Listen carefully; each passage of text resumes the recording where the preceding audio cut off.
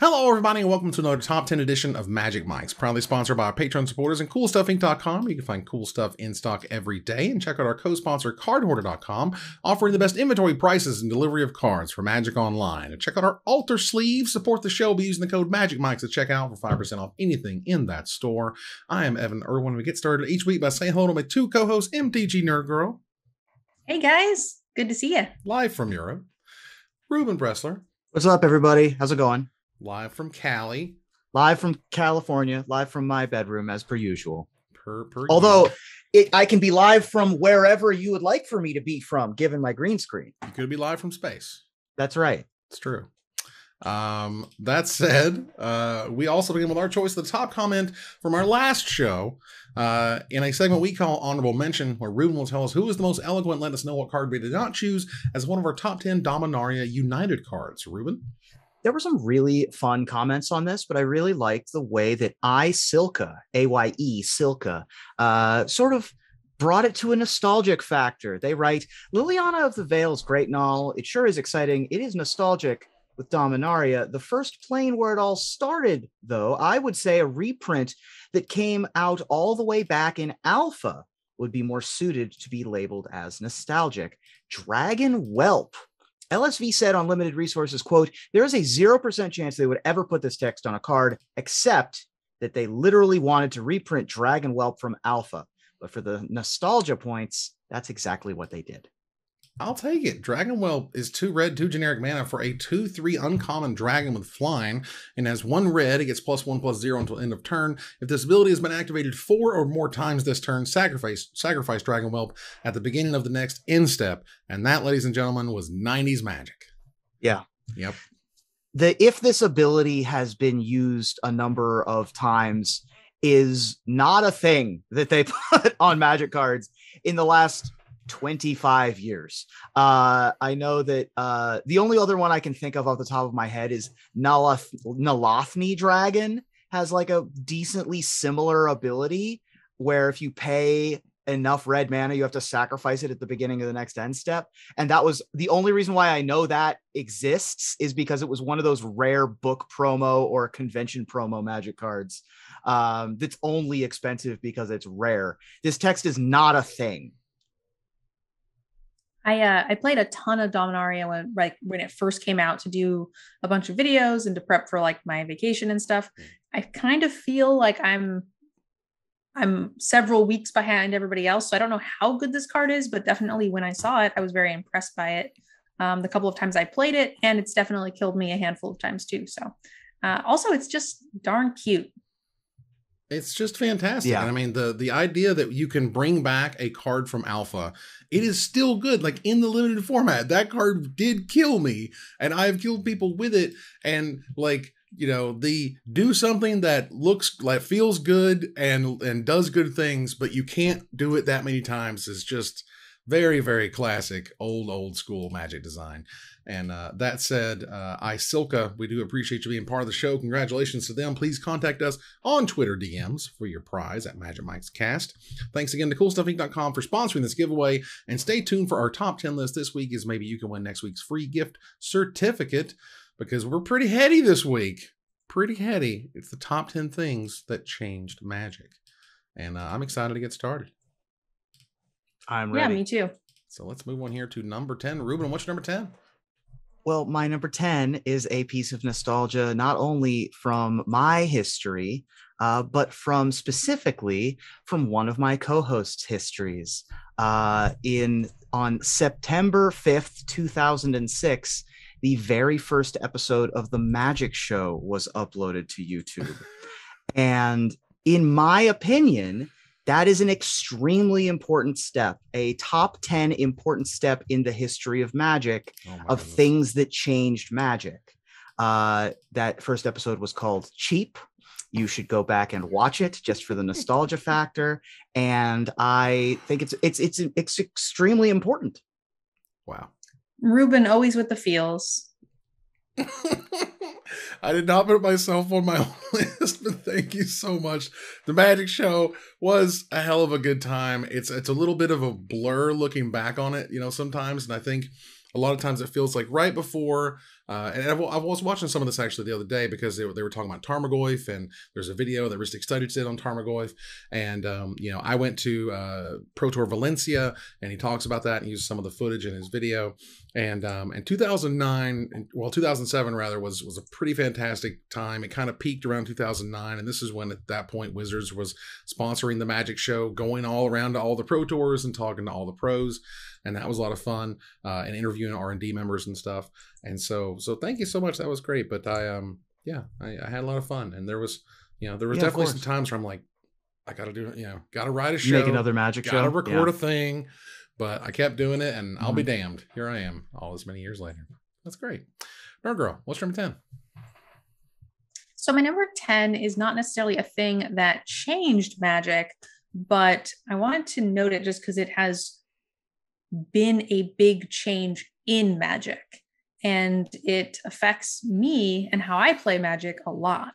And that is the number of draftable cards. If you guys go back, even 5 years ago, a set was 20% unplayable. Like the cards were just no good.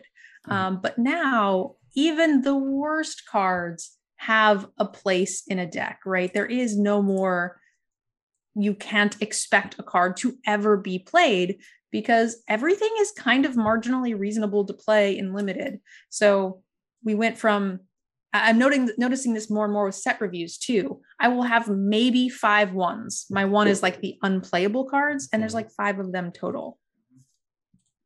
Absolutely. There was speaking of the segments I was watching on the old shows or whatever, one of them was an entire segment of Patrick Chapin and Mark Rosewater explaining how Mindless Null was a good thing. This is a 3-mana 2/2 that can't block unless you control a vampire. It's a zombie from Zendikar, and it's bad. I mean, it's a 3-mana 2/2 that literally can't block unless you have something else. Worse than Scathe Zombies. Oh my God. And so, yeah, a whole bit of them trying to sort of explain, you know what? It's every card needs to have its, little weird place. And it's like, no, that card is bad, and we don't have to deal with those anymore. And that's actually kind of refreshing. Yeah, that's those days were weird. I remember my first ever draft was Tempest Stronghold Exodus. And the number of playable cards was not high. I think the rare in my Strongholds pack was called Well of Knowledge. And I just didn't know. I knew that it was a rare, so I picked it, and it was atrociously bad. I'm pretty sure there was like a steel golem in that draft. Like even the rares were bad. And it's so refreshing to be able to not struggle to find a 23rd in a game where you're supposed to be having fun. I'm reminded specifically when I went to Wizards and we drafted Mirrodin, and I struggled to find 23 cards that would all go in my deck, like actual struggle, and put in some stuff that was just like, well, it's a card, For my number 10 here, my number 10 is the Guilds Concept / Hybrid Mana. This to me is the Ravnican, renaissance, as it were. And particularly sort of at the time, this was a very low period in Magic, and everything was kind of sucky, and Affinity had kind of ruined what competitive Magic was doing, and Kamigawa had just let everybody down in terms of like power level and what they expected there, which they of course remedied many years later. But for Ravnica to come out and be like, hey, we're going to talk about these 10 color pairs. We're not going to do this weird like Rekka Dekka thing they did back in Apocalypse. No, we're going to give them each identities. We're going to be this huge city world. It's going to be very unique. And so everyone can start to identify with all of these different pairs. And it was just brilliant. And everyone absolutely loved it. It was an unbelievable success. Like you just saw numbers like you never saw before. And it was also right around the time period. The Ravnica pre-release was on my 26th birthday in 2006. So like that was awesome. And at the time I literally drove all the way to Virginia so I could go to Star City's event. And that's the first time I met all the Star City people and the whole thing. And so not only was it an incredible concept / what it did for the game, the set really, I think, kicked off Magic into a whole new level. Yeah, I agree with that. Ravnica is great. There's a reason why everybody knows the color pair names based on that, right? Right. Mm-hmm. Absolutely. There is a rare feeling that I get every, I'm going to say 5 years from a spoiler season where I go, wow, they've reinvented the wheel. And I got that feeling looking at Ravnica. The other time I can think of that this occurred to me was when the Pathways came, and I looked at what they were doing with Lands Matter, and I went, that's a reinvention of Magic.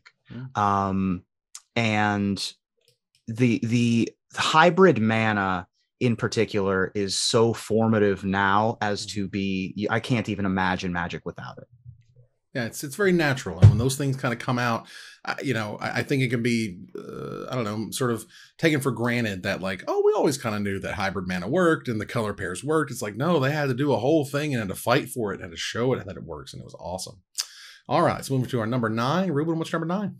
My number 9 is perhaps a bit more allegorical and even possibly apocryphal. I don't actually have verification on how it came about, the genesis of this.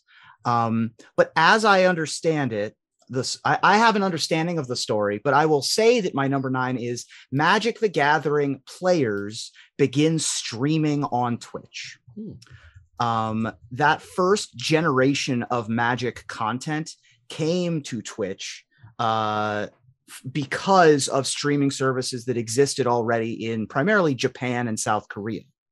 And I used to live in Las Vegas with AJ Soccer.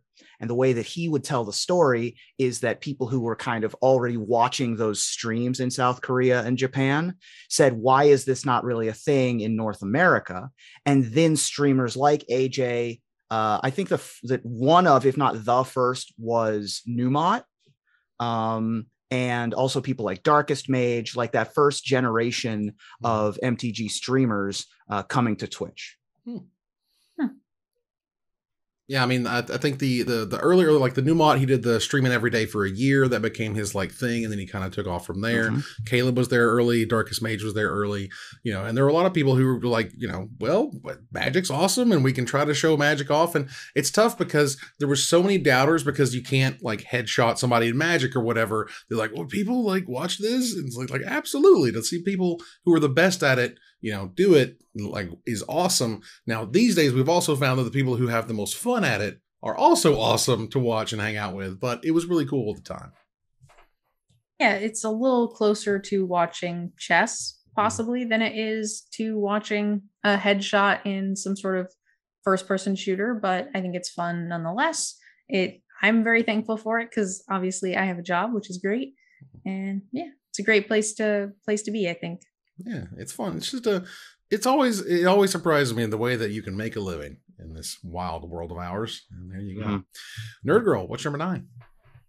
So my number 9 is something that has changed in Magic a couple of times. And even as a young kid and with casual Magic, it was sometimes confusing.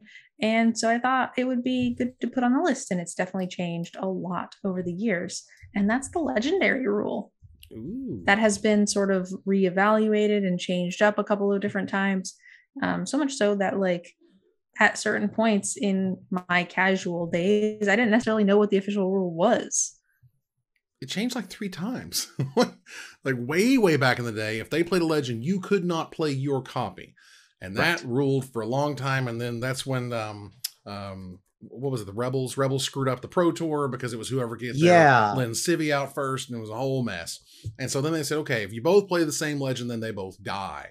And that was also a hot mess of like, well, then they got the cool benefit, and all I could do was just murder theirs with my copy. And finally, like, you know what, whatever, go nuts. They had the same problem with Planeswalkers, where 2 people couldn't have the same Planeswalker. You couldn't even have the same Planeswalker of the type. You couldn't have Jace Bellow and Jace the Mind Sculptor. No. You get one Jace only. And that was another whole damn thing. So just letting people play with their damn cards turns out to be the best option pretty much every time. And in the casual area, people were arguing about which of these rules and how they were involved. And sometimes you'd end up with a mash of both rules at the table. And people were not sure. And then there's arguments. It was just it was a mess. But I'm glad they loosened the strings of pretty much all of it, not only the legends, but also the planeswalkers, who are now legendary. And there was that like hour where people thought that commanders now could be all the planeswalkers could all be commanders, and then they fixed that too. For my number 9 here, and this is a little, the list is a little all over the place, and in terms of big moves versus small moves. This to me was a very important design move that happened, I mean, goodness, many, many years ago. We're talking 2001 or so was when this came out. And the importance of this sort of cannot be overstated. Lord knows Mark Rosewater has a wonderful story where he has to go and just sort of, lay it on the mat and tell them how, like, look, we need to try this. This has to be a thing. Players will get it. It will be understood. And when I can just put 2 spells on a magic card, maybe the only way I can do it is to have a little half card on one side and a little half card on the other side. And Invasion came out with, for example, the Fire and Ice. And actually, I'm looking at Apocalypse, so maybe it's Invasion Block. But regardless, the idea of split spells for Invasion Block was absolutely huge. And for example, Fire and Ice here, which is a classic example, is a red and a generic mana for a uncommon instant that deals 2 damage divided as you choose among any number of target creatures or players. Or Ice is a blue and a generic mana for tap target permanent, draw a card. Now, the rates have kind of changed over the years, and obviously this was before, like, no one can print on the back of a Magic card. That's crazy. So the best thing they could do otherwise was to make split cards. And there you go. Yeah. The original split cards in Invasion were the allied color pairs. I think the most played of those was probably Wax and Wane, if I'm recalling correctly. Although Assault and Battery also saw quite a bit of play. I think they all, because of their uniqueness, and players, Magic players like choices. It's why we see so many modal cards. You'll sacrifice a little bit on rate if you get a little bit more on utility. And then, of course, in Apocalypse, we got things like Night and Day and Illusion and Reality, and of course, Fire and Ice. And then we've had several iterations of split cards come since then. We had multicolored split cards come in Dissension, which was the first time we ever got those. We had monocolored split cards, 3 of them in Planar Chaos, which the most famous of which is probably Boom Bust. But that, basically, and that sort of led to all these other kind of related abilities, things like Aftermath or Fuse, and none of that would have happened without the first split cards. Also, I mean, it's not quite the same because you play both, but like Adventures kind of reminded me very much of because oftentimes you just play the creature side, right? And you are opting to forego the other side. So that was really cool. I like split cards because it opens up like options. And anytime a card gives you a lot more options, it makes for more varied gameplay, which oftentimes I think will make the format last a lot longer, which I like. Yeah, it's certainly, and all the times you see these days where spells on both sides of the cards, different, costs on both sides of the cards, the germ of it was right here.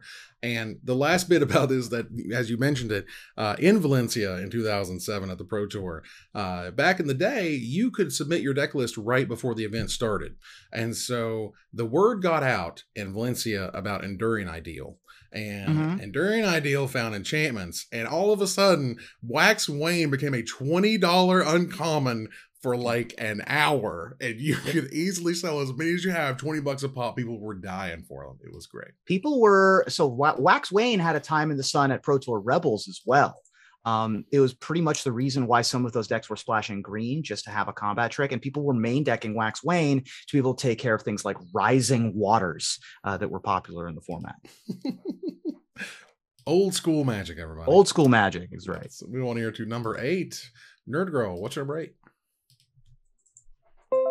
My number 8 is something that is pretty new, actually, but I think that it has kind of changed the face of how we purchase Magic, and also really opened up a lot of variety in cards, which I'm interested to see how that will pan out, because now there's 30 different versions of cards and different arts, and what that will do to any one specific price, if that makes sense. Because I feel like now there's so many different versions of cards that the price is overall just sort of equal, more or less. Like, there's less variation. And I think that has a lot to do with secret layers. I think that has changed really the way that we are purchasing and consuming Magic product. Yeah. The advent of secret lairs is definitely a formative, huge fundamental change in how Magic is consumed and purchased. Yeah, I think that is absolutely deserving of maybe even being higher on the list. I don't have it on my list, so I feel a little stupid, but for sure, especially in recent memory, nothing has really changed the way that Magic players get Magic cards than this brand new pipeline of specialty secret lairs. So I think secret lairs were a gigantic wake-up call in many ways. And this is, this kind of predates when they were From the Vault products. And From the Vault products were specifically through WPN, only through WPN stores, were often seen as a gift to the store owners because they would cost, $20-$30 or whatever a piece. That'd be worth like $150 to $200. This is a giant income wave for them that would help keep the lights open and so on and so forth. Now, the most cynical among this would say they took that and they put it into the secret lair program. I think reality is more, complex than that. But ultimately, I think part of it was someone sort of explained to them that, do you understand that the secondary market for Magic the Gathering cards begins with a B? We're in the billions of dollars that flow all over the world. Magic cards are some of the most liquid assets you can have. You can turn them into money so quickly, it's ridiculous. Also a little scary in that because there's no serial numbers and so on. But the point is, the idea that they could not only sort of dip their toe in that market, but also like sort of pull from it. And all of the money these people are spending on singles, let's just move that stream this way. And when they moved it, things exploded. And, I'm glad they went in there with the fix that they're going to make in-universe versions of all the secret lair stuff. And I think they need to do that immediately and say something about it, about the Transformer stuff that's coming out right now in the Brothers War. That's a whole other issue. But regardless, secret lairs were a giant wake-up call that the secondary market is absolutely massive and they can make a lot of money selling directly to it. Yeah. And it's not that they didn't know it. It's just that they finally acknowledged it. Right. They finally put the time and the effort. I mean, it takes, all these logistics and stuff, those little boxes that are back there above my head. They didn't magically land themselves there. It was, hey, these are going to probably make you some money. They're going to make Wizards some money because they print the dollars and then you get them so you can sell them as collectibles and on the chain goes. But that is a terrific selection. Absolutely. Ruben, what's number 8? A lot of the things on my list are a little bit nebulous. Like they have very specific start times, but they don't necessarily have a very specific location associated with them. And my number 8 is not just a time, but a very specific place. And the time is Saturday, November 12th, 1994. And the place is the corner of 45th Street and Madison Avenue in New York City, in the shadow of the Chrysler Building and the Empire State Building and Rockefeller Center. And it took place at the Roosevelt Hotel. And that would be, to our knowledge, the first ever Magic the Gathering tournament as put on by Brian David Marshall and Neutral Ground, a local game store in Manhattan. There are some great resources on Neutral Ground and this brilliant piece of history. I would point you to MTG Breakdown Rewind, hosted by Marshall Sutcliffe, where they watched all of the footage and commentated over it. Some grainy VHS or possibly different type of tape footage, actual video tape. And then they talk about the organization and the how it all came together. There's also a fabulous episode of Enters the Battlefield, talking all about Neutral Ground and the New York City Magic the Gathering scene. And if you have not had the pleasure of watching Enter the Battlefield, that was the heyday, as far as I'm concerned, of Magic the Gathering content creation. Nathan Holt and Sean Kornhauser really brought it every single time, and highly recommend watching both of those pieces. I did not know any of that. Wow. Well, today we all are now. I think in some ways it's weird, but sort of looking back, like it's tournament and competitive Magic were incredibly important for Magic to grow, particularly through local game store play and stuff, and really show the importance of organized play.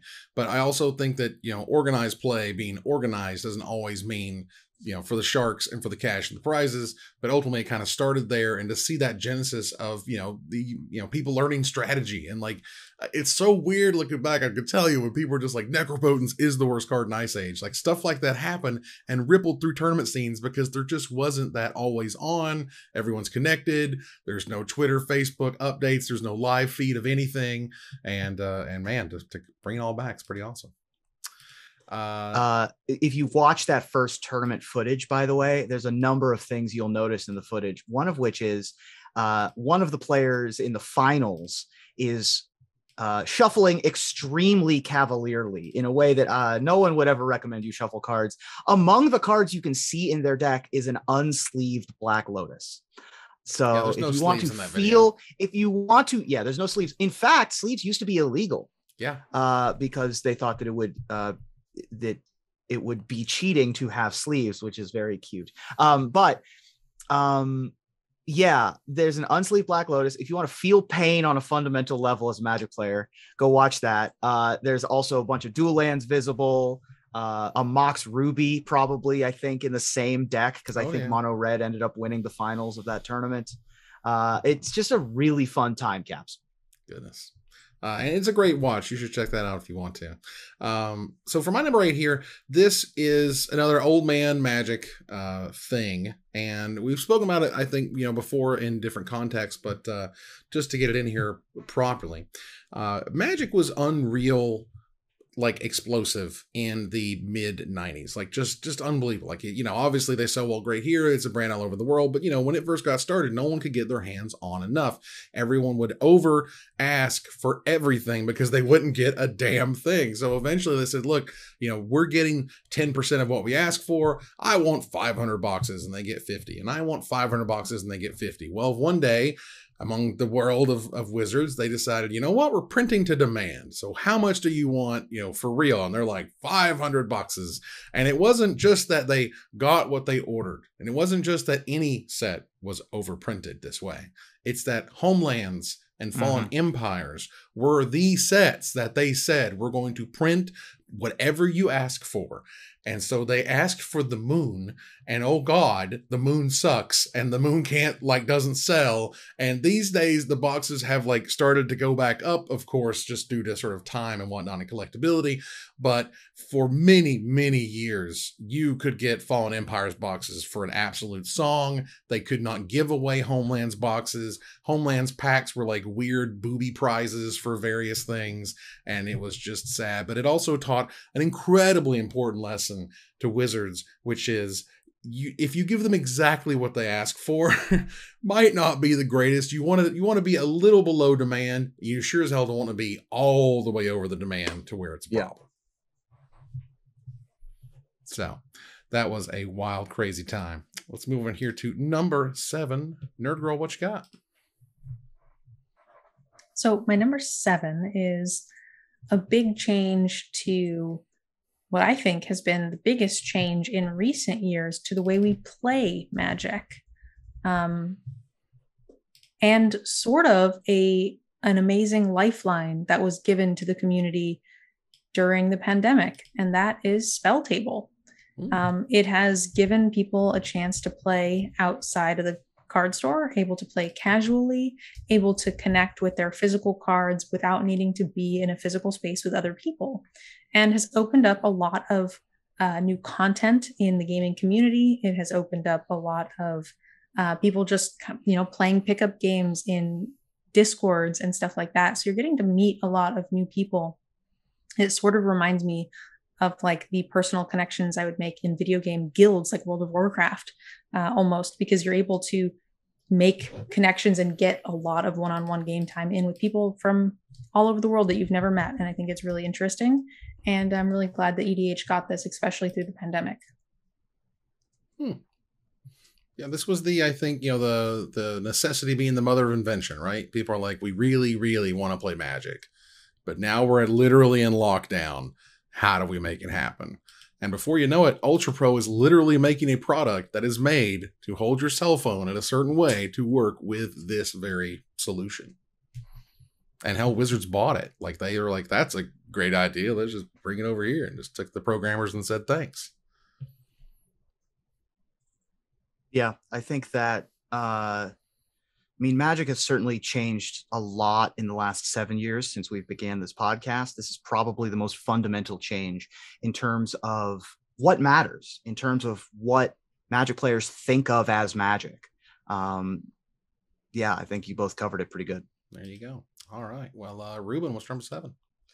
My number 7 is, I should have put this at my number 6 because the way that I do things, I like it to be poetic, but this is my number 7. And my number 7 it coincides with the release of 6th edition, which happened in 1999. Although the announcement of my number 7 happened in January because the rules that were being changed with the 6th edition rules changes were leaked on the dojo before 6th edition came out. And so they had to make an announcement in January of 1999 from Bill Rhodes, calming everybody down about all of these fundamental rules changes. So my number 7 is the 6th edition rules changes, which among them include the stack. Ladies and gentlemen, the stack didn't exist before April 1999. Before that, we had batches. Yeah. First in and first out. First in, first out. You could have multiple batches at a time. Mana sources were obsoleted at this time. And interrupts. And interrupts were also obsoleted. So countering spells was a new thing. Used to be a full-on lock where you could just forbid and no one could respond to the forbid. Now you could respond to the forbid with an incinerate, for example. Right. You could respond to an interrupt with an interrupt, but you could not respond to an interrupt with an instant. Correct. So like it just made and you couldn't respond to a mana source with either. Yeah, mana source somehow became the fastest thing. They're like, mana sources are super fast. You're like, why are we talking about speeds of cards? I don't get it. And it just got weird. Yeah. Damage prevention, regeneration, triggered abilities, phases and steps all changed. Combat changed. Perhaps one of the most fundamental changes of the rules that I can say in one sentence is you lost the game as soon as you reached 0 life, not at the end of the phase. There used to be a time where you could keep playing from 0 life. Artifacts with continuous abilities now work the same way as permanent's other abilities. There was no longer the when this is tapped, it doesn't work anymore. Poly artifact crap. Poly artifact, mono artifact stuff. Like the way that is written now is as long as it's untapped, comma, for things like Howling Mine. Choosing modes and targets for a spell kind of happened in a different order than the way you used to choose targets for a spell. So a lot of really fundamental things changed in 6th edition that we don't even think about anymore because that's just how Magic has been played for the last 23 years. Now, I started playing shortly after 6th edition, somewhere between 6th and 7th. And I just want to say that even though we got all these rules updates and things, the resources there for people to know the rules was not very accessible. Because I know I played a lot at local game store and we would have questions about like how this interaction works. And no one that worked there, no one knew. And like, the general feel outside of the highly competitive scene, which most local game stores weren't competitive. They were running FNMs, but they didn't even know how the rules worked. Like, depending on what day of the store I went, the overwhelming majority would say protection from creatures would prevent all damage. Didn't matter if it trampled because you can't kill it, right? So the rule is a little fuzzy there. And so it was just basically like, okay, show of hands, who thinks it goes through and who thinks it doesn't. And it was just like pretty janky. I mean, the fact that this was a gigantic monster. Just it's hard to say change. Like it's fundamental at this point. Now, the thing they kind of left in, I think mana burn was still in there, and damage on the stack was just a hot mess. Now these days, damage happens and because it makes sense. But before you were embarrassed to explain that, hey, I'm actually going to wreck you now by putting damage on the stack and then doing something in response to it, bouncing the creature, doing something else, and the damage is still going to happen. Don't want to get me started about the sack elf and the Jite and stuff. It was bad. But 6th edition was absolutely huge, and I love it being on the list here. But I do agree for Ruben, needs to be number 6, bro. I know. It's all right. It's all right. My major regret of this list is going to be my failure to keep it poetic. Well, let's bring you back about 9.5 years, and a little bit further than that because of spoiler seasons. But regardless, for about 9.5 years, back at that point in time, there were the sets that had been released, and there were the cards that were old, and there were cards on the reserve list. Don't get me started about that. But there were cards that were old and reprintable. But Wizards was having a seriously difficult time putting them in all the different sets. They didn't want, all these cards to always be in these different sets, even if they were expensive, even if they were, valuable or wanted. For example, like the Onslaught fetch lands or whatever. Like they just didn't really necessarily want them in Standard. They just released them in Zendikar, and it was a whole mess. And like, how do we solve this problem? Well, much like I think the invent of Secret Layers, they also said, hey, what if we just made sets that are just full of reprints? And because they're full of reprints, we can make them awesome, and we can also crank up the playability of all the cards in the set to make a limited environment really interesting. And voila, Modern Masters shows up. Modern Masters and the creation of the Masters sets in general is my number 7, because as of June 7th, 2013, we suddenly had a product that was a little bit more expensive. And as Wizards is definitely want to do, and you'll see it every single time, the first time they do anything, they go way, way, way too far. So the value in the Modern Masters packs was absolutely sky high, and everyone loved it. And they reprinted a whole bunch of awesome stuff like Sword of Ice and Fire and City of Brass, and it was great. Yeah. And now we get them every other year, basically, until the end of time. Yeah, the Masters sets were, again, another fundamental change in how Magic cards got into the hands of players. Yeah. Yeah. Is this our last number 7? Mm-hmm. So I'll just go ahead and jump into my 6, which is also Eternal only sets, like Modern Masters and stuff. So just to let you, before I chimed in, I just wanted you to know that was my 6. Yeah, let's move on to number 6. Go ahead. It's the same thing. Yeah. Sure. Just interesting that we can play Magic in a limited environment, much higher power level, much more excitement in the packs, much more nostalgia. Also getting to play with a lot of the cards we love that we play every single day that is now put together in some sort of cohesive limited environment is always really fun.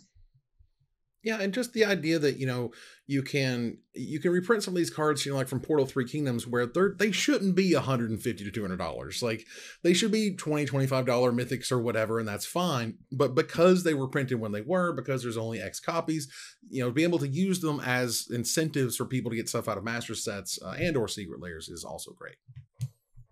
It's hard to understate just how excited Magic players were for the first Modern Masters. Like, it was such a fundamental shift. Also, the fact that the giant wave of the master sets was combining with the giant wave of putting a Magic event in Las Vegas made that first Grand Prix Las Vegas featuring Modern Masters a cultural event in Magic on the scale we've never seen before or since. Yeah, it was ridiculous, to harken back a little of the time and show you, of course, how smart Zvi Mowshowitz is, Hall of Famer and whatnot. He was writing for Star City Games at the time, and I'll never forget him writing me, and he said, "Hey, can I get all my payment in Modern Masters boxes?" It's like, as many as you can give me, please. And this was weeks before the set released or whatever, because he knew Wizards was going to go all out, and they certainly did. And that was awesome. All right, let's move on here to our number 6, which we just covered through Nerd Girl. Ruben, what's your number 6? My number 6 is one of 2 hires that I have on my list. Well, it should be really sweet, though, let me tell you. Okay, cool. So a little bit after Ravnica came out, you had a time period where Wizards was really starting to experiment with different ideas, different things to do with Magic cards and ways to sort of innovate themselves. And they said, what if we just did a top-down set? And that being let's start with the flavor and let's go down. And that's cool, and you can do that. But what does it really mean to make a set like that? And they said, well, we want to make this set. It's about horrors, it's about scary stuff, and it's about werewolves and stuff. And how do you really show that change? We had flip cards in Kamigawa. That just wasn't enough, and it was weird and confusing. But the idea that you can, again, not just print 2 spells on the front of a card, but print a card on the front and a card on the back. I'm telling you, it blew people's minds. These days, it's just every set, whatever, who cares? What are they doing these days? No. Back then, it was like, oh my God, how are we supposed to play with these cards? And then there were checklist cards. So my number 6 is double-faced cards that showed up in Innistrad because, my goodness, These days it's awesome and they fully embraced it and it's great. But those days they literally said, we're only going to do 2 sets, this one and Dark Ascension with flip cards, because we're not sure if everyone likes them. So we'll make sure Avacyn Restored has 0, and the rest is history. Yeah. Another thing that you can't really understate is how controversial this was when it was first revealed. It doesn't say Magic the Gathering on the back. Right. That's It, not a Magic it doesn't card. have it doesn't say Deck Master. It doesn't have the 5 pips. Like, that's not a Magic card. Now it's just a fact of life. People were upset about it. For limited, they have to sleeve every deck. Like, a lot of times people show up to a draft and they'll just, shuffle it up as is. That's not a problem. But now you got to find a different card, a deckless card, a basic land, and write on it and stuff. And I remember people really didn't like that, but they turned out okay, and they seem to be some of our better cards these days. Mm-hmm. And they essentially got over it, you know what I'm saying? And so the checklist cards were like, oh, these are worthless, blah, blah, blah. I'm like, no, man, every single thing beyond the advertising card in a Magic pack is worth money, no matter what it is. And those checklist cards sell just like the other ones do, for all the same reasons. So let's move here to our top 5. Number 5, Ruben, you had no number 6. So what's your number 5? My number 5 occurred in September of 1999. Once again, going way, way, way back. This was the purchase of Wizards of the Coast by game and toy giant Hasbro, which occurred for about $325 million in September of 1999. Once upon a time, just a tiny little mom and pop shop called Wizards of the Coast that made some fun games and had a couple of IPs, then was acquired by Hasbro, which is itself was at the time and remains a massive name, a massive brand, and the full force and power that entails. Yeah, I remember the Wizards of the Coast stores outside of Magic. Like, remember they always had like the science stuff, and those were always really cool. But yeah, it's interesting to see the changes that we've made. A lot of people are unhappy with the decisions that Wizards is doing on behalf of what we think is Hasbro's decision-making stuff. So it's interesting to see the community's take on a lot of what's been going on. Yeah, I mean, that it's one of the best investments of all time. I mean, this is a company that thought, okay, Wizards is cool and they're making something and they're clearly being profitable and, they can provide a lot of resources there. And it turned into literally the biggest moneymaker for the entire corporation. And so, for Hasbro to kind of take WotC to the next level, and I think it took another CEO hiring we may or may not talk about to go to the next level. But regardless, again, one of the best things Hasbro ever did was buy Wizards, for sure. For my number 5, this is a new style of thinking that came around with the world of Eldraine. Throne of Eldraine showed up and they're like, we're going to do something a little weird that we have never done before. And it started a whole thing that continues to this day. The invent of Booster Fun. The showcase versions and collector packs that came out with Booster Fun is my number 5, in that it changed the way not only do they make sets differently. Now every set has like 900 friggin' cards. They also just fully embrace the fact that it's okay if 2 cards look totally different and do the exact same thing. It doesn't matter. In fact, the more that you dig in and go deep on these different worlds and these looks and these feels and these art styles, the better it's going to be and the more it is paid off. And that's just been awesome ever since. Yeah, this one, I definitely was hot take, don't like all these different printings for a long time. I'm still a little not on board with it, but I've softened my position because very clearly it works. Very clearly people want these different printings. People love their neon Higetsugus and their 85 versions of every rare in the set. But I was not a fan for a long time. Hey, I am still not a huge fan. I don't mind them doing something interesting and unique in every set. And I don't even mind them necessarily doing one altar for every card. But I don't like when there are like 5 different versions and then full art and non-full art for 10 different versions and then foil and non-foil for 20 different versions. That is a lot. Well, let me tell you, from working for a retailer, It's a hell of a lot. Suddenly we have to make hundreds of more items per set. So there's a squeeze that happens there. And Wizards doesn't feel that squeeze, which is nice. But, Yeah. I know people get a huge kick out of collector packs. The idea that you're guaranteed rare foils and stuff like that is something that people are clearly in to pay for. And, Wizards, again, I'm not sure if we've found the ceiling. We keep talking about it. The Magic 30 stuff sold out at many, many hundreds of dollars, like $700 or $800 for their highest package, and we're keeping going. I recall the first time that I saw the storybook frame, which I can't tell the full story of on this podcast. But the first time I saw the storybook frame from Eldraine, I thought to myself, that's a crazy thing. That's not real. Like, that's clearly fake. That's a weird, altar. Yeah, that's a weird altar. Exactly right. And lo and behold, it came to pass. And the storybook frames, this is another hot take, are my favorite of the alternate art frames. I just love how pastoral and cool they are. They're one of my favorite as well. I think the Ikoria comic book look is also very good. up there. It's so good.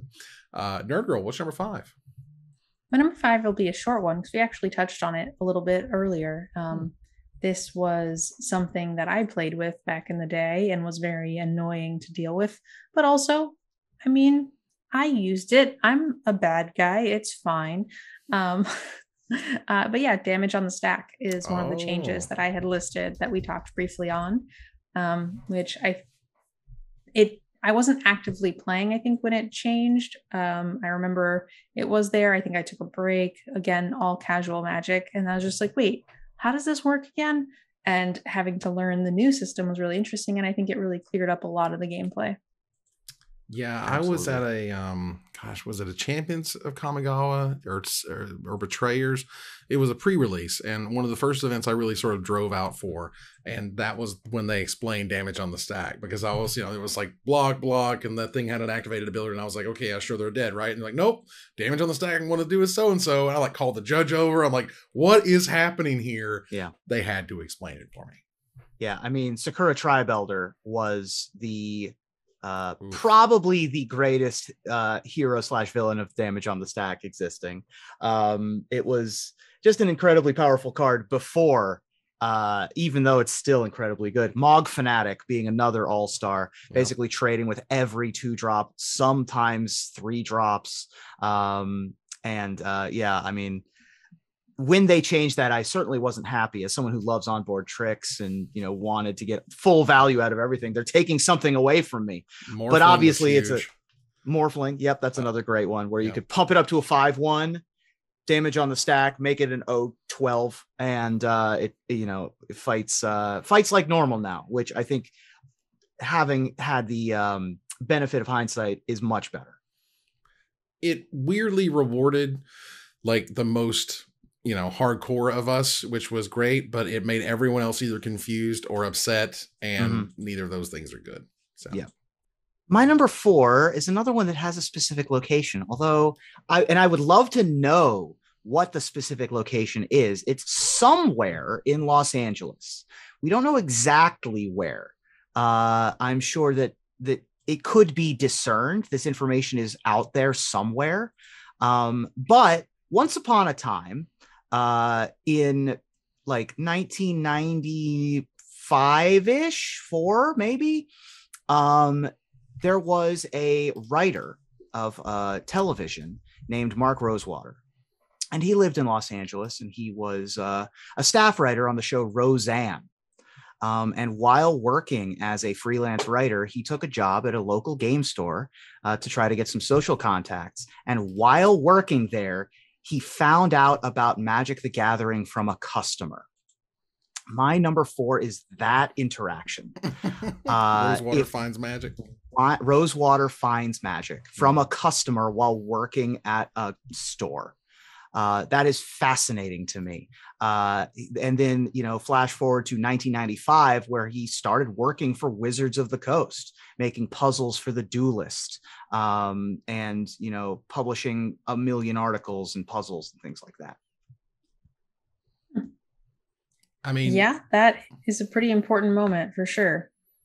Having Rosewater be a part of Magic is, I mean, my God, at this point, it is one of the core fundamentals. It's, as if Bill Rose wasn't there or Garfield hadn't made the game, for God's sake. Look, there's certain personalities and people who are very integral to the growth of the game, and Rosewater being right there at the beginning and pressing for it and making it happen. And he does have a story credit on Roseanne. So yeah, be aware. He wrote he's got 2 episodes of Roseanne that he's credited on. However, he has also been the lead designer for 1, 2, 3, 4.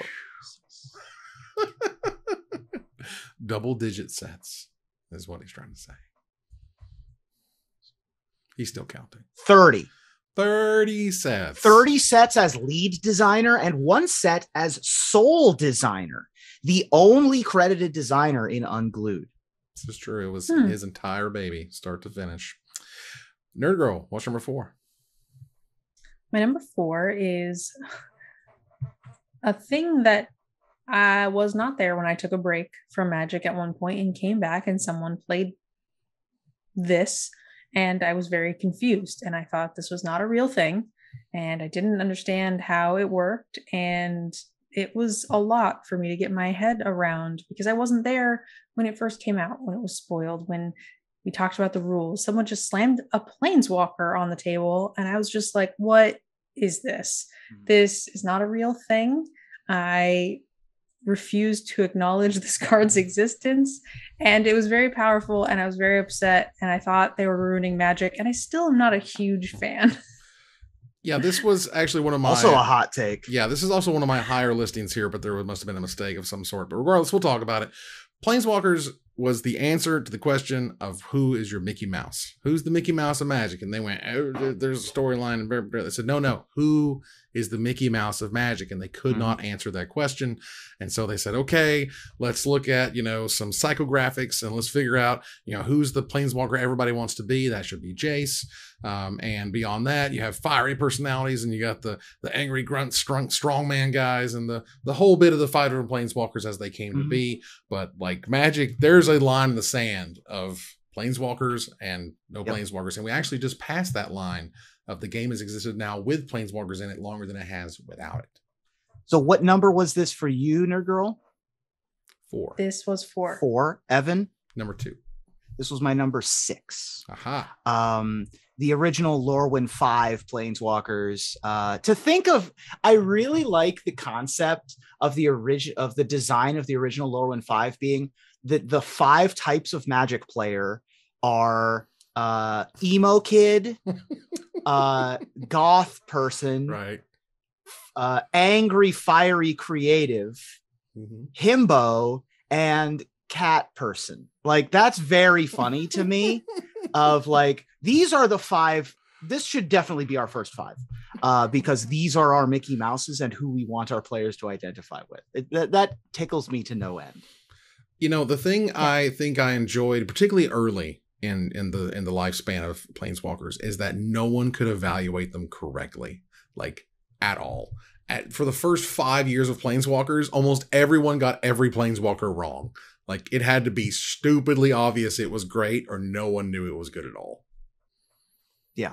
It's funny. Yeah, and they're still trying to find that balance, right? Like, every time you make a new card type, you kind of got to go through the exercise of, is this too good? Is this not good enough? They did it with, like, equipment comes to mind as like a very easy example of this, of how like there was not a balanced equipment for the first 2 years of equipment's existence. They're still trying to find balance on Planeswalkers. And they usually don't get it right. And that's partially because there's so many moving parts to a format where you just don't know. You just can't see it coming.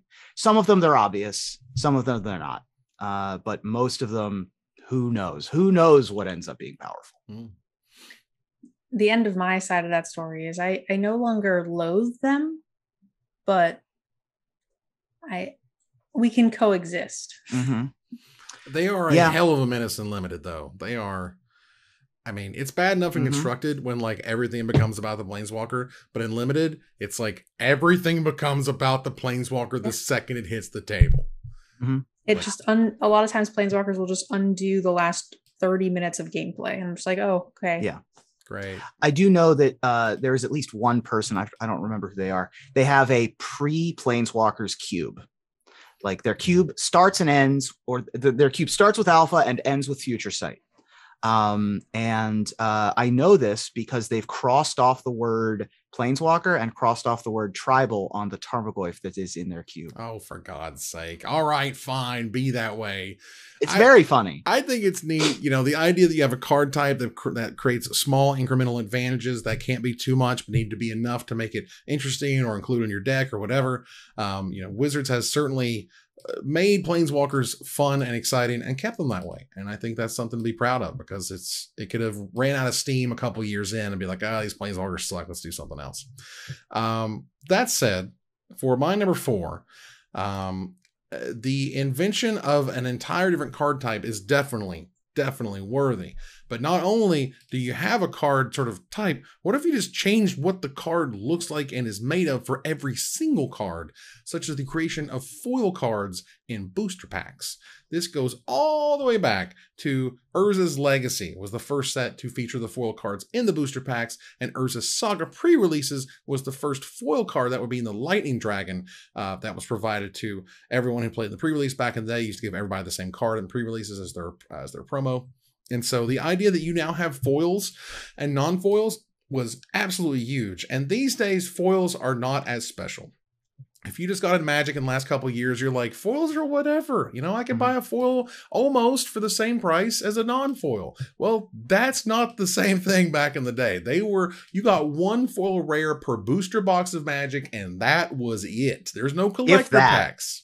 Yeah, if you got to make, generally, basically it was guaranteed at some point. But regardless, if you're good enough and lucky, you got one foil rare. That's why all of the foil cards from the old sets are worth $1 million, because you just didn't see them. Yeah, but foil cards were huge. For Magic I have some very core memories, Inside Out style, where I can picture seeing foil cards for the first time. The first foil card I ever saw was at Darts USA in Columbus, Ohio. In the case, they had a foil promotional Stroke of Genius. And they used to send like one of those to certain game stores. And that was wild to me. Like that, it blew my mind to see that. The second time was I split the purchase of a booster box of Urza's Legacy with a friend of mine from middle school. Might have been elementary school at the time. I think it was middle school though. And we opened the box together, and this was in my bedroom in Columbus, Ohio. We opened the box together. The first pack we opened, it was the middle pack on the top row of this Urza's Legacy booster box. We open it, we flip through the cards, and the foil rare in the pack was a Grim Monolith. Oof. And we sold it for $80, and we could not have been happier. You were rich. That's so many dollars. Oh yeah, in 1990s money for a kid. Yeah. Oh my God. How much was the box? The box was like $80. Like we basically made our money back. Yeah. Nice. I'm fairly sure. Yeah. So foils were out before I started playing. So I don't remember them being super common in my everyday gameplay, but I don't remember thinking a ton about them either. I was too young to necessarily be a collector. So, I mean, yeah. And back in the day when I sort of stopped playing around Stronghold or so, there were still no foils. So I came back into Magic around Darksteel, and I was like, whoa, those are neat and rad and worth $1 million. Why is that? And you just kind of go down the rabbit hole from there. All right, let's move on here to number 3. Ruben, what's number 3? My number 3 is another serendipitous meeting, similar to my number 4, where Mark Rosewater learned of Magic the Gathering. My number 3 is another just social connection, and the first time that two people interacted. And that interaction occurred in or around 1985, maybe late 80s. When the designer of Magic the Gathering, the creator of Magic the Gathering, Richard Garfield, was looking for a publisher for his game Robo Rally, and began to talk to a number of people about someone trying to buy that game, and through Mike Davis was introduced to Peter Adkinson of Wizards of the Coast. And while they did not end up purchasing Robo Rally, it looked a little expensive for a brand new company like Wizards. They did express interest in a fast-paced game with minimal equipment that would be able to be played often at game conventions. And Garfield was asked to design something like this, but had already have an idea of combining baseball cards into a card game, and began using that idea to make a rough version of Magic the Gathering in the coming weeks. And so Richard Garfield meeting Peter Adkinson is my number 3. Nice. I mean, we ain't gonna have no Magic without it. I mean, yeah, let's do something between games of D&D. There you go. Absolutely. Apparently, one of my friends out here in LA was one of the people from Penn and Carnegie Mellon, or either one of those two places, that was doing play tests with the cards. Oh boy. And so I asked if he thinks he still has some of those playtest cards, and he's like, maybe in a storage locker in Pittsburgh there are some old playtest cards of Magic the Gathering. Crazy stuff. Wow. Yeah. All right, Nerd Girl, what's number 3? My number 3 is not any one specific thing. It's just something that has changed a lot through the history of Magic, and it's been really, really interesting to watch.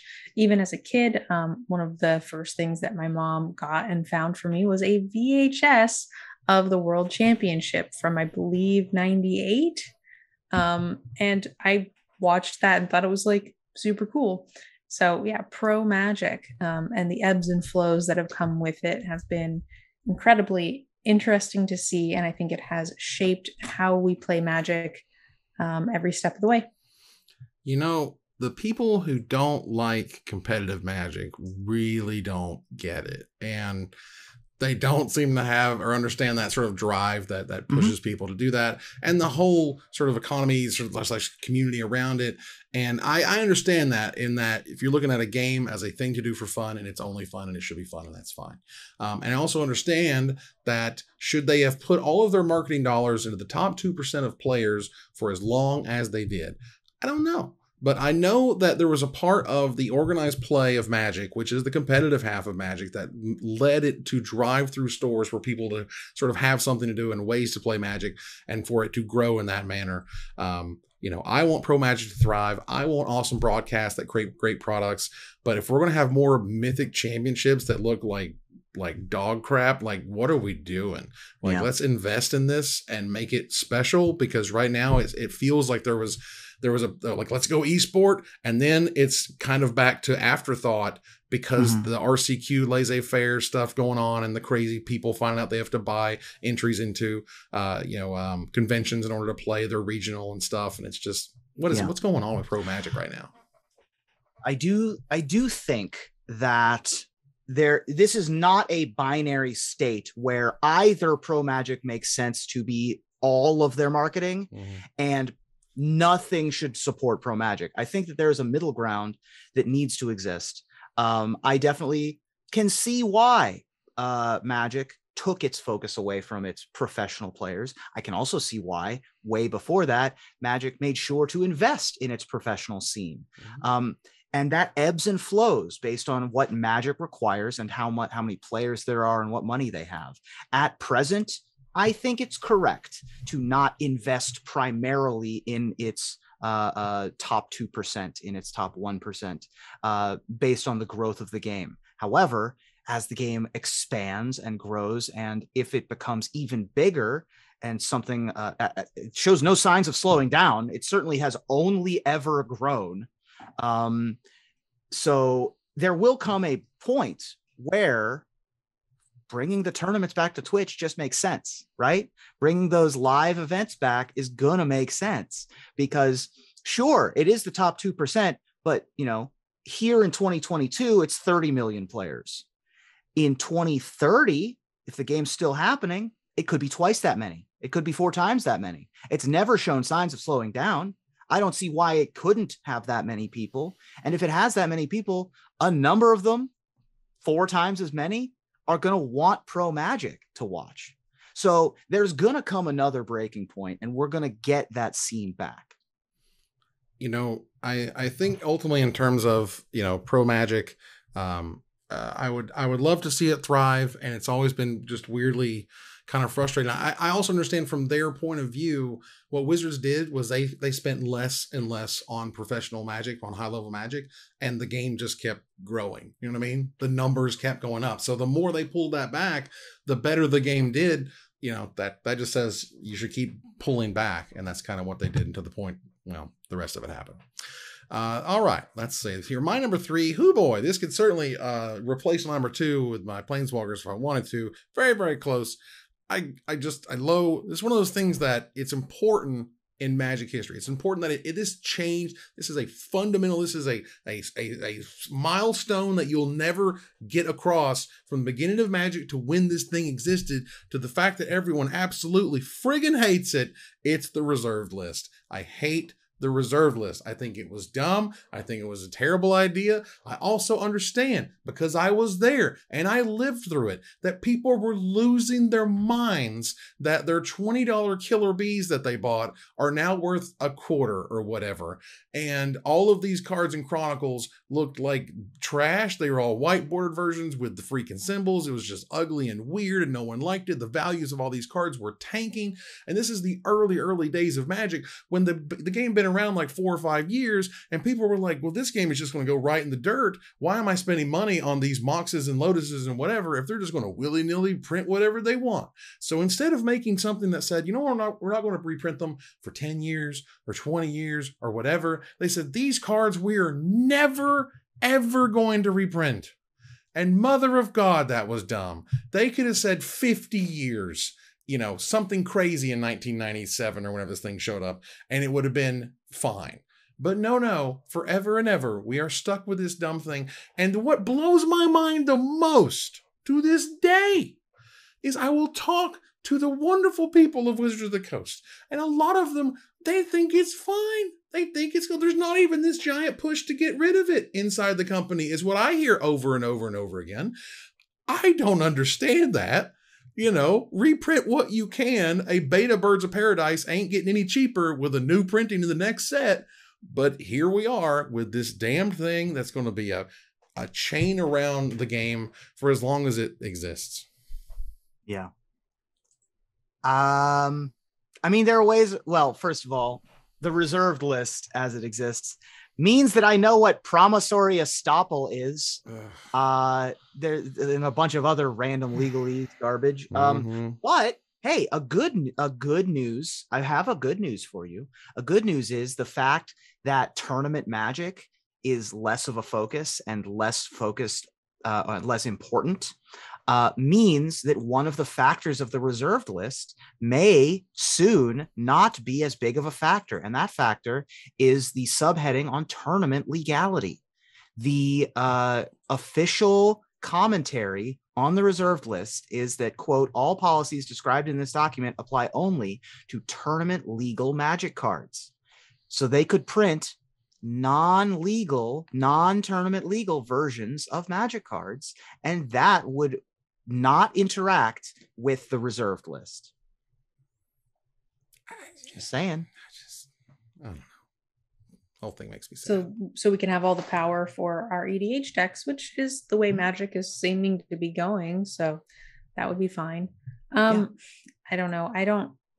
Being mostly a limited player, and I don't like when things get very powerful. Like, I don't like standard right before rotation. Like, it's just too much for me. So I don't crave vintage gameplay personally. So thankfully, I agree that it's lame, but thankfully it's not a thing that impacts my life. Right. You know, to me, it was always like, again, Wizards Legal said they can't do this. The promissory estoppel, the lawsuits that would happen, the value that would be impacted, and blah, blah, blah, blah, blah. And then the other hand is, I hear this inside Wizards, they think it's fine. Nothing wrong on the reserve list. Who cares? Like, these cards are old. No one can really buy them unless they're like crazy rich anyway. They're not affecting any new formats. They're not making Wizards any money. And if anything, it would cause Wizards a lot of trouble to try to get rid of the reserve list versus just like leave it alone and make more Magic cards. I understand, but the frustration remains. All right, let's move on here to number 2. Mine was Planeswalkers because those things are ridiculous. Ruben, what's number 2? My number 2 is The Last Hire. So someone has it at their number 1. All right, then Nerd Girl, what's your number 2? My number 2 is the new way to play Magic. It's seeming to be overwhelmingly the most popular format, and it reuses a lot of cards, which I think is really awesome. It makes a lot of things that used to be very unplayable very wonderful and playable, and that's Commander. I don't know how Commander doesn't make it. Should probably just be number 1 on my list, but here we are. Well, a few mistakes were made, as this was my number 1. And because I think Commander was absolutely ridiculous. I think just seeing, there was a sort of a very specific time around 2010-ish, when all of a sudden at SCG where I was working at the time, we like sold out of Storm Herds. And it was like, why the hell are we selling out of Storm Herd? This card is terrible and unplayable garbage. And that was when someone said, oh, there's this Elder Dragon Highlander format, and you play as one of the Elder Dragons. It's a singleton format. They do silly, fun stuff. The judges play it after hours at events, and it just kind of went from there. And before you know it, we had a tidal wave that has changed Magic as it exists right now in 2022. Yeah. As far as I'm aware, Commander is the only format that was not created within the walls of Wizards of the Coast Magic the Gathering, that is now a format that is designed for within the walls of Magic the Gathering. Pauper is close. We're getting there, but we have had Commander Legends expansions. Yeah. They have taken over Elder Dragon Highlander and updated it with new terminology to be Commander. That is that's an incredible cultural thing, to have a fan-created format effectively. Thank goodness that of all of the weird and wild formats that the judge community, we could draw back to their genesis and provenance. Thank goodness we don't have like Type 4 legends. Right? Or the stack horizons. Yeah, I don't think that would work out as well. Prismatic legends and things. Yeah, yep. That'd be fun. But yeah, Commander, it's hard to understate how it changed things, because not only, back in the day, Wizards could never put their finger on who was playing Magic beyond those at like events. We're selling all these cards. Who the hell is playing all these cards? They were the Invisibles. Commander gave them a definition of Invisibles. Maybe it's not all of them, but it's a lot of them, and content fell right behind it. All right, let's move on here to number 1 again. My number 1 was Commander because it's brilliant. Nerd Girl, what's number 1? My number 1 is the most wonderful thing ever that gave me a job. It's got a lot of problems. There's a lot of reasons people don't like it. I know it's not the best, but I wouldn't be here if it wasn't for it. And that's MTG Arena. Nice. Yep. My number 2. Nice. Yeah. Arena is, it's shocking how much Magic has changed. We began this podcast before Arena existed, long before this Arena existed. And Arena shifted and changed what people care about as it pertains to Magic the Gathering in a spectacular way.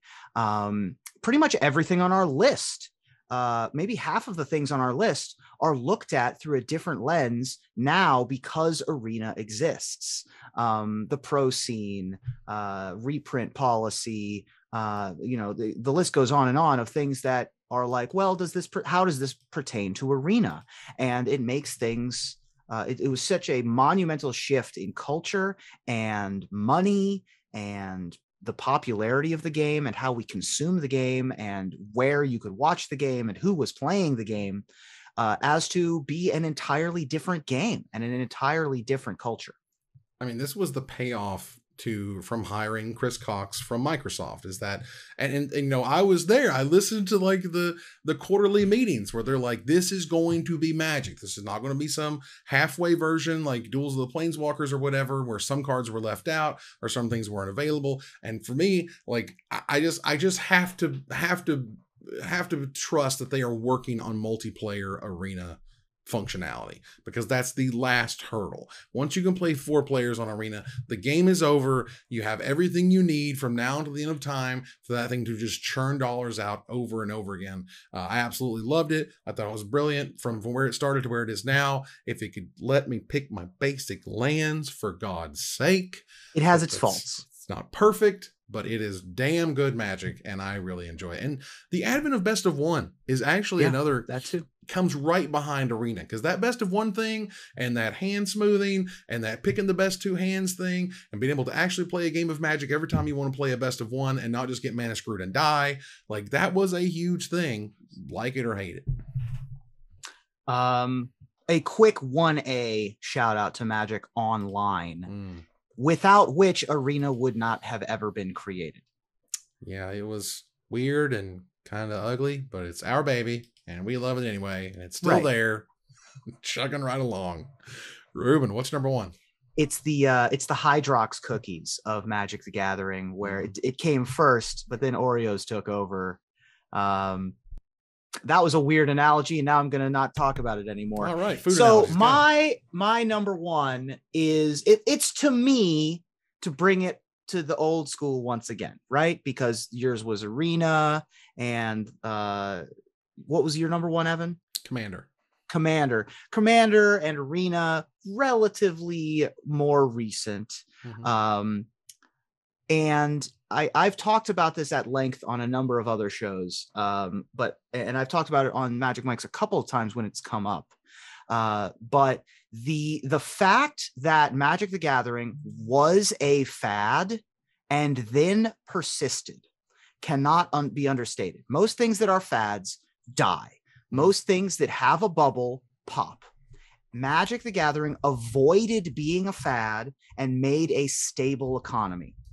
That's my number 1. The fact that the people at Wizards of the Coast were smart enough to say, we are riding high, but we don't want to cash out in 2 to 3 years. We want to sustain this game. How do we avoid a bubble? And then they made conscious decisions on how to avoid being a bubble. They did not overprint, especially early on. They made sure to get those connections with friendly local game stores. They also understood that the economy of Magic right at the beginning was that the older cards were going to be more powerful. And if you only ever had one format, new players wouldn't want to go back 5 years to try to get the old cards. So they invented Type 2. And then not only did they invent Type 2, which later became standard, they made that a professional circuit, so that they made the most important format the most recent format. All of that was part of trying to maintain the continued existence of Magic the Gathering's economy. Had they not done those specific and pointed steps, it would have been Beanie Babies, right? It would have just been another fad. They would have overprinted it. People would have gotten tired of it. The bubble would have burst. The cards would have gotten too expensive, and the same thing that would have, or they would have reprinted old cards like they did in Chronicles or like Silver Age comics, right? Or baseball cards. And then the bubble would have burst that way. Magic made very specific decisions to avoid that. And that's why we're still talking about Magic the Gathering today. I mean, this brings me back to the conversation where the R&D team literally said they will finance alliances themselves. You know, the release of alliances was a gigantic inflection point, because that was after the overprinting of Homelands and Fallen Empires. Everything was like just like Chronicles was pissing people off, and like, how are we going to make all this work? And they were so confident that Alliances was fun and powerful and interesting and exciting. The first Magic set had been like out in like 8 or 9 months or something at that point. It was crazy, and it reinvigorated the card game beyond what it was, and showed that different cool things could happen. Mirage came soon thereafter into different worlds, which were on Dominaria, and how does this stuff work, or wasn't on that specific part of Dominaria, and it was great. So yeah, it was huge, those early decisions. A lot goes into making a game that can last for close to 30 years. I mean, we're opening attractions now. while we crank, what was it? Crank the other contraptions. Thank you. We crank our contraptions. Attractions and contraptions are both things now. I would say, if you have not heard about anything I just talked about, or why I think it's so important, episode 609 of Planet Money from NPR, The Curse of the Black Lotus, goes deep into depth into this, and I think it's a great listen. All right. Well, that was our top 10 things that changed MTG. You'll see them on screen right now for your review. Take a look at my list, Nerd Girl's list, Ruben's top 10, and we want to hear from you about what card we did, or about what thing we did not talk about. And we'll select our favorite to win $50 worth of anything at CoolStuffInc.com. But before we go, I want to thank my co-host. Thank you, Nerd Girl.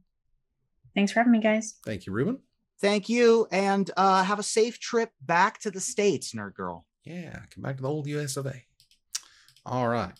Go to our final slide here. I want to thank our sponsor, CoolStuffInc.com, our co-sponsors, CardHoarder.com and AlterSleeves.com, my co-hosts, MTG Nerd Girl and Ruben Bressler. You guys for watching and listening. I hope you support us at Patreon.com/MagicMikes. Follow, like, tweet, favorite, share, subscribe to everything social that tells people we exist. Catch us online at Twitch.tv at Magic Mikes, on Twitter at Magic Mikes Cast, our Magic Mike subreddit, and like the Magic Mikes page on Facebook.